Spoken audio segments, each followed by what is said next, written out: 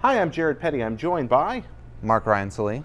we're here to talk about Jeremy Clarkson's departure from Top Gear. Now, many of you may know that Clarkson was forced out of Top Gear. His contract is not being renewed after an incident where allegedly he struck a producer. And this is the discipline that the BBC's handed out. The question we're asking today is, can Top Gear survive without Jeremy Clarkson? Mark, what do you think? You know, it's going to be a different show. Okay. The Top Gear has existed before Jeremy Clarkson, of course, right? This is a show that's been around for decades. Right, 1979, I think, somewhere around there it was begun, and then its current format's gone on for a little over a decade. Right, but it's since Clarkson's joined, it's been a totally different show. It wasn't nearly as popular Absolutely. in the 70s as it is now. Yeah, and for those who aren't familiar, this is a show where they strap cars on the top of rockets and fire them, thousands of feet in the air. It's a high-budget show. Or strap rockets to cars and shoot them off of ski jumps. Yeah, or lots of other amazing things. Play involving soccer rockets with cars. and cars, or cars in general, or racing cars against, airplanes or other wonderful things.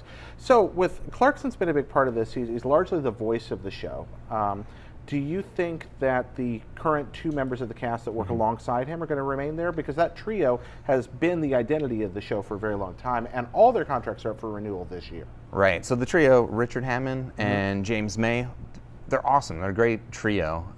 And individually, they could probably hold their own. I know Richard Hammond specifically, he actually does quite a bit of hosting of other video content for various British shows. Okay. So I kind of see him as like the Ryan Seacrest of the UK. Oh, wow. Yeah, Lovely. he's in a lot of things.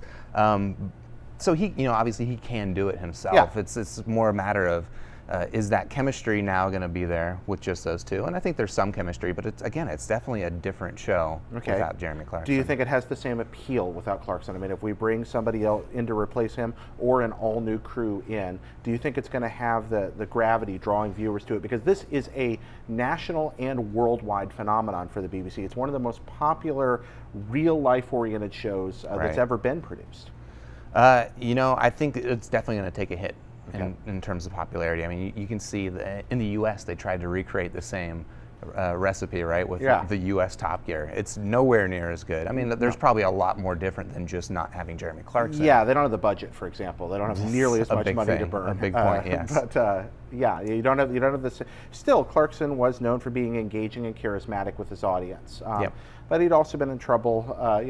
He was already on a warning apparently when all this rolled around. Yeah, I mean, I'll say I was surprised that this whole scenario happened, but it's not shocking that it happened, I suppose. He's definitely a bit of an outrageous character. Yeah. He's one to put his foot in his mouth and get himself into trouble. And he's going to be fine. Somebody else will pick him up. He's already a wealthy man. He'll become a wealthier man. The other guys are going to be fine. Like you said, they have good careers there. Yep. But ultimately, Mark, if you're going to make a call one way or the other, Top Gear, 5 years from now, is it still successful? Is it still around? I'm going to say 5 years from now? Yeah. No, I don't think so.